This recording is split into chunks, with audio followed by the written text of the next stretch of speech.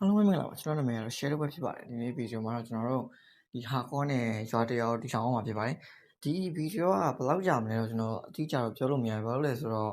ရွာတရောကဒီရက်ထရတယ်နဲ့ဒီလောက်လို့ပြီးမဲ့ကိစ္စတော့မဟုတ်ဘူးပေါ့နော်အဲဒါကြောင့်မို့လို့ကျွန်တော်ဒီ series ကိုတော့အချိန်ကြာဆွဲပြီးစော့သွားဖို့တော့ရှိတယ်ဗျပိုင်းတစ်ရဲ့ပိုင်းနေနဲ့ပေါ့ဗျာကျွန်တော်တို့ရွာကြီးတိုးတက်သွားရင်တော့ဒီseason ကိုကျွန်တော်အပ်လိုက်တော့မယ်အဲ့ဆိုရင်တော့ကျွန်တော်တို့ဗီဒီယိုစိုက်ကြအောင်ဒါနဲ့ကျွန်တော်ဒီဗီဒီယိုလေးကိုကြိုက်နေတဲ့ဆိုလို့ရှိရင် like and subscribe လေးနဲ့ပြဖို့တောင်းဆိုချင်ပါတယ်ခင်ဗျအောက်လည်းကျွန်တော်ဒီဗီဒီယိုလုပ်ဖို့အတွက်အချိန်ကြီးအများကြီးပေးထားလို့ပါအားလုံးကိုကျေးဇူးအများကြီးတင်ပါတယ်ဆိုတော့ဗီဒီယိုလေးကိုစားလိုက်ကြရအောင်ကျွန်တော်အဲ့ဒါနဲ့ဒီဓာတ်တွေကျွန်တော်တို့လိုအပ်တဲ့ပထမဆုံးဒီတူးတွေကိုကျွန်တော်လုပ်လိုက်တယ်လုပ်ပြီးတော့ကျွန်တော်တပ်ပင်တွေဆက်ပြီးခုတ်တယ်ပေါ့နော်တပ်ပင်တွေခုတ်ပြီးသွားရဲ့နောက်ပိုင်းမှာတော့ကျွန်တော်စားစရာအတွက်အကောင်လေးတွေလိုက်တက်တယ်ဗျကျွန်တော်ဒီဘက်ချမ်းကိုဒီစားစရာတွေအတွက်လိုက်လုံနေနေရွာတရောကျွန်တော်တွေ့တယ်ပေါ့နော်ကျွန်တော်ရဲ့ဒီရွာဒီတောင်မဲ့စီဇန်ကရွာသားတွေအတွက်စိတ်ပူကြမလို့တော့ဘူးဗျဒါမဲ့ဒီရွာတိတ်ပြီးတော့ကြီးတော့မဟုတ်ဘူးဗျစားစရာတွေကတိတ်မရှိဘူးနော်အနေကျွန်တော်ဒီရွာတွေကနေပြီးတော့ပစ္စည်းတွေလိုက်ယူပြီးတော့ဒီရွာသားတွေကိုခဏတစ်သားလေးနဲ့ပိတ်ထားလိုက်တယ်ဗျနည်းနည်းကြဲဝုန်းလေးဆောက်ပြီးတော့ပေါ့နော်ပြီးတော့တို့အိုင်းကိုလာတော့ကျွန်တော်တက်လိုက်ပါတယ်ဘာလို့ဆိုတော့တို့အိုင်းကိုလာမလို့တော့ဘူးတော်တော်ကတို့ပိတ်ထားမှာဆိုတော့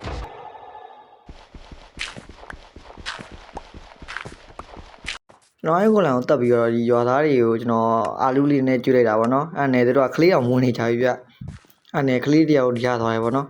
ဒီကောင်ကတော်တော်ညီမနေရဗျရှောက်ပြီးတော့တွားနေဘာကောင်လဲတော့မသိအဲ့နဲ့ကျွန်တော်ဆွမ်းရလာတဲ့ဟေဘဲတွေကိုပါမောက်လုပ်လိုက်ပါတယ်ကျွန်တော်နှစ်ရက်မြောက်နေ့မှာတော့ကျွန်တော်ရဲ့အိမ်ကိုစောက်ဖို့အတွက်ကျွန်တော်နေရာလိုက်ချတယ်ပေါ့နော်ဒီနားကမြေပြန့်ဆိုတော့ကျွန်တော်ဒီနေရာမှာပဲစောက်ဖို့ဆုံးဖြတ်လိုက်တယ်ဗျအဲ့နဲ့ကျွန်တော်ဒီနားကအကောင်တွေကိုလိုက်ပြီးတက်တယ်ပေါ့နော်စားစရာအတွက်ကျွန်တော်ပစ္စည်းတွေလည်းချပြီးတော့ကျွန်တော်ဒီနားမှာဒီ farm တိတ်လေးစောက်လိုက်တယ်ပေါ့နော်ကျွန်တော်စားစရာစိတ်ပူကြမလို့ကျွန်တော်ဒီနားလေးမှာစောက်လိုက်ပါတယ်တိတ်လေးပါပဲ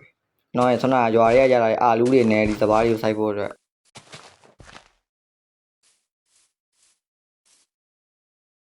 ပြီးတော့ကျွန်တော်အာယွန်းလိုချင်တာနဲ့ဒီမိုင်းတူးဖို့စရတယ်ပေါ့နော်ဆိုအာယွန်းကိုလည်းရလာတဲ့အာယွန်းလေးကသုံးလုံးလေးပြဘာမှသုံးစားလို့တော့မရဘူးပေါ့နော်အဲ့ဒါနဲ့ကျွန်တော်အာယွန်းထပ်လိုချင်တာနဲ့မိုင်းတူးဖို့အတွက်လုပ်လိုက်ပါတယ်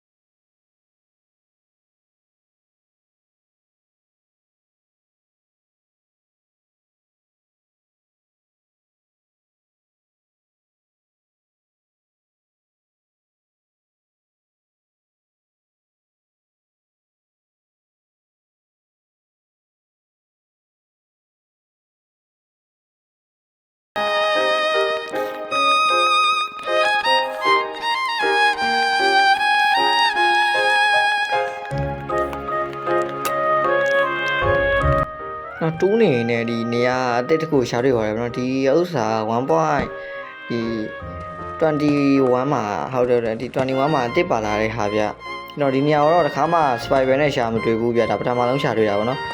အဲ့နဲ့ကျွန်တော်ဒီနေရာကိုတူးကြည့်ရတော့အောက်မှာ dungeon ပုံစံမျိုးကြီးတွေ့တယ်ပေါ့နော်နေရာတွေအများကြီးပဲဗျဒါပေမဲ့ကျွန်တော်အခုလောလောဆယ်ဝင်ကျွန်တော်ပဲတည်အောင်ပါဆိုလို့ကျွန်တော်ဒီတိုင်းပဲထားခဲ့ပြီးတော့တခြားနေရာမှာဆက်ပြီးတော့ iron တွေထပ်ရှာပါတယ်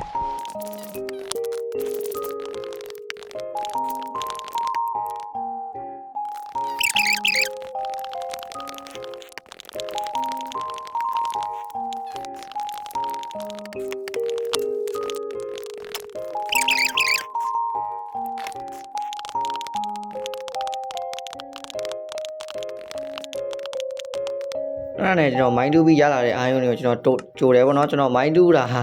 day 4တောင်ရှိသွားပြီဗျတော်တော်ဟိုမှာကြာကြီးရှိသွားပြီပေါ့နော်ကျွန်တော်အိမ်ကူးတီမဆောက်ရသေးဘူးအဲ့နဲ့ကျွန်တော်ရလာတဲ့အာယုံတွေကိုကျွန်တော်ကြိုလိုက်ပါတယ်ကျွန်တော်ဒီ YouTube ဗီဒီယိုတစ်ခုကြည့်ရင် Infinity Water လို့ရတဲ့ဟာကိုကျွန်တော်ရှာတွေ့ပါတယ်ဗျနော်အရင်တော့ Infinity Water လောက်ကြည့်ရကျွန်တော်မအောင်မျိုးဗျခုထပ်လောက်ကြည့်တာတော့ရသွားတယ်ဗျလုံးဝ Infinity Water ပေါ့နော်စိတ်ကြိုက်ခတ်လို့ရပြီဗျ၄ခွက်တန်းနဲ့ဟိုကျွန်တော်ရင်တော့မသိခဲ့ဘူးပေါ့နော်နော်အိမ်စားဖို့အတွက်မြေပြင်နေထားဘာညာရှင်းတယ်ပေါ့နော် day 5မှာ အဲ့ဒီရှင်းပြီးတော့ကျွန်တော်ဒီရှုကားကင်းလေးတွေကိုကျွန်တော်စိုက်လိုက်ပါတယ်ထူးဆန်းနေပြကျွန်တော်ဂိမ်းနဲ့ပြန်ဝင်လာတော့ကျွန်တော်အရင်တော့စိုက်တဲ့ရှုကားကင်းနဲ့ပဲပြောက်သွားတာလည်းမသိဘူးကျွန်တော်လက်ထဲမှာလည်းနှစ်ခုပဲရှိတော့တယ်ဘယ်လိုပြောရမလဲတော်တော်မှထူးဆန်းတယ်ဗောနော်ကျွန်တော်ဂိမ်းနဲ့ထွက်ပြီးတော့ပြန်ဝင်လာတာဗျဘယ်လိုလဲတော့မသိဘူးအဲ့ဒါ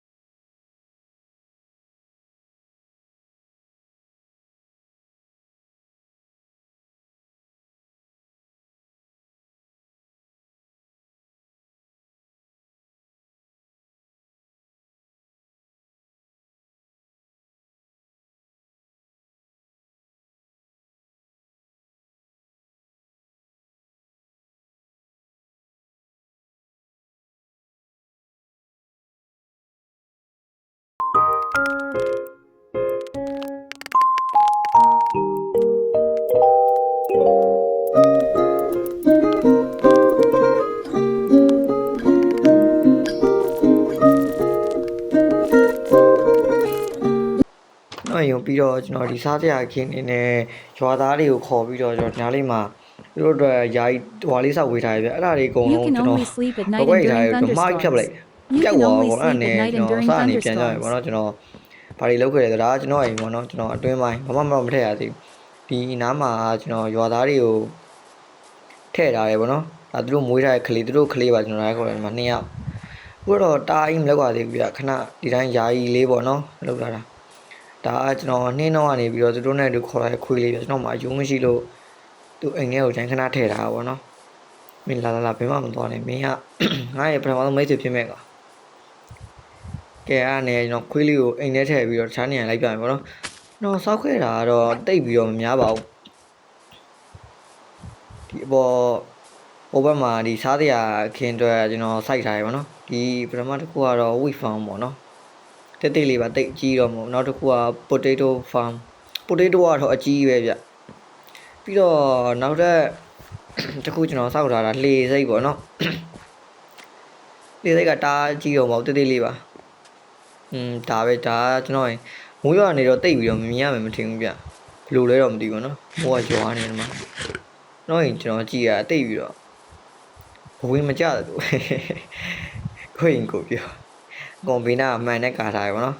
မိုးကတော့ကျွန်တော်အဖြူနဲ့ပဲကာလိုက်တယ်ဗောနော်ဒါကတော့အပေါ်တက်ပါဘီနာဒီပုံမှန်တိုင်းပဲတော့ဘာမှမပြင်တာတော့မရှိပါဘူးဒါကျွန်တော်အိမ်ပေါ်တက်နေ့ဗီဒီယိုလေးကတော့ဒီလောက်နဲ့ပဲရင်သားခြင်းနေဗောနော်ယူအားပေးခဲ့တဲ့တယောက်ကြီးတိုက်ကိုကျေးဇူးအများကြီးတင်ရှိပါတယ်ကျွန်တော် record ပြတ်သွားလို့ဗီဒီယိုတိုးသွားရင်လည်းနောက်မှပါတယ်ဗျအားလုံးပဲဘိုင်ဘိုင်နောက်ထပ်ဗီဒီယိုကြောင့်ပြန်ကြပါမယ် Thank you, everyone! Thank you, Elmar! Boom!